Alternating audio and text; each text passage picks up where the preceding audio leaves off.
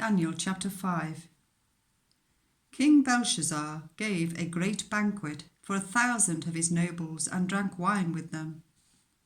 While Belshazzar was drinking his wine, he gave orders to bring in the gold and silver goblets that Nebuchadnezzar his father had taken from the temple in Jerusalem, so that the king and his nobles, his wives and his concubines might drink from them. So they brought in the gold goblets that had been taken from the temple of God in Jerusalem, and the king and his nobles, his wives and his concubines drank from them. As they drank the wine, they praised the gods of gold and silver, of bronze, iron, wood and stone. Suddenly the fingers of a human hand appeared and wrote on the plaster of the wall near the lampstand in the royal palace. The king watched the hand as it wrote. His face turned pale, and he was so frightened that his legs became weak and his knees were knocking. The king summoned the enchanters, astrologers and diviners. Then he said to these wise men of Babylon, "Whoever reads this writing and tells me what it means will be clothed in purple and have a gold chain placed around his neck, and he will be made the third highest ruler in the kingdom." Then all the king's wise men came in, but they could not read the writing or tell the king what it meant. So King Belshazzar became even more terrified, and his face grew more pale. His nobles were baffled. The queen, hearing the voices of the king and his nobles, came into the banqueting hall. "May the king live forever," she said. "Don't be alarmed. Don't look so pale. There is a man in your kingdom who has the spirit of the holy gods in him. In the time of your father, he was found to have insight and intelligence and wisdom like that of the gods.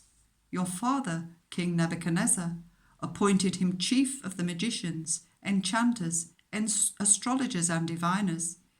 He did this because Daniel, whom the king called Belteshazzar, was found to have a keen mind and knowledge and understanding, and also the ability to interpret dreams, explain riddles, and solve difficult problems.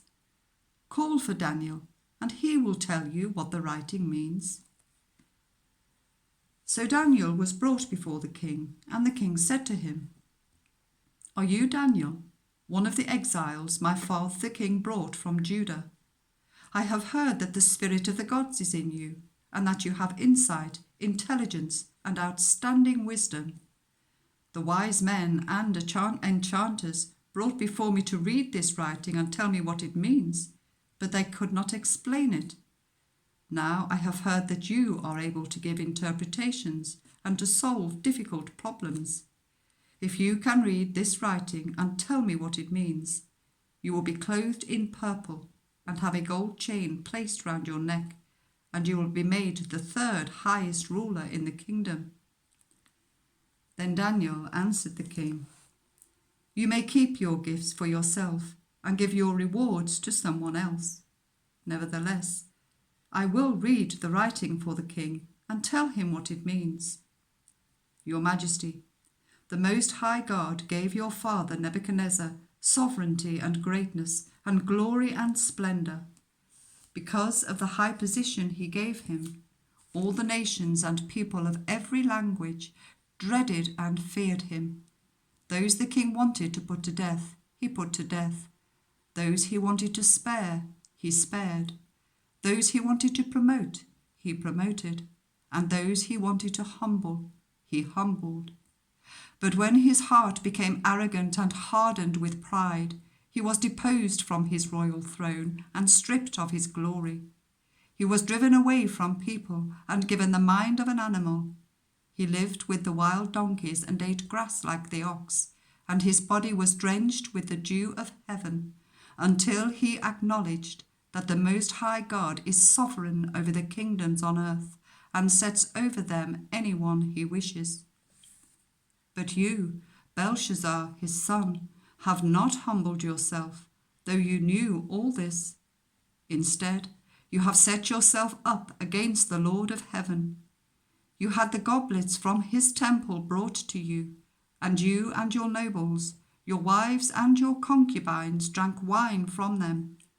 You praised the gods of silver and gold, of bronze, iron, wood and stone, which cannot see or hear or understand. But you did not honour the God who holds in his hand your life and all your ways. Therefore he sent the hand that wrote the inscription. This is the inscription that was written: Many, many, tekel pasin. This is what these words mean. Many, God has numbered the days of your reign and brought it to an end. Tekel, you have been weighed on the scales and found wanting. Perez, your kingdom is divided and given to the Medes and Persians. Then, at Belshazzar's command, Daniel was clothed in purple, a gold chain was placed round his neck, and he was proclaimed the third highest ruler in the kingdom. That very night, Belshazzar, king of the Babylonians, was slain, and Darius the Mede took over the kingdom at the age of 62.